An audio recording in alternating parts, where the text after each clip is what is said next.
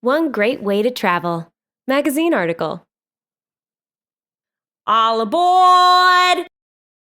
All over the world, train travel is a major way for people to get around.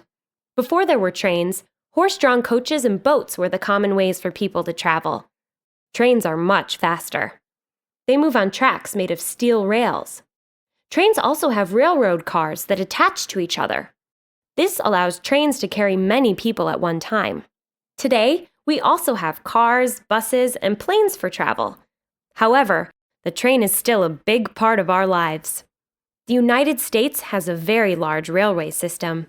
It has enough track to circle the Earth 5 times. We are not the only country with these different ways of traveling.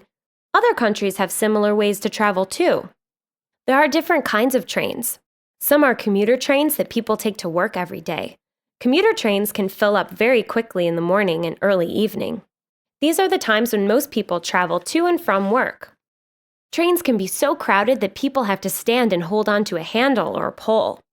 Sometimes there's only room for a very slender person. Another kind of train takes people long distances.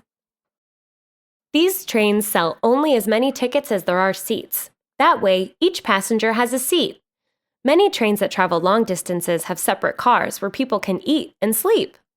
Some people prepare for long train rides by packing books to read or games to play. Other people like to spend the ride taking in the sights. If this is what you choose to do, simply sit back and admire the scenery. Your only task is to enjoy the ride.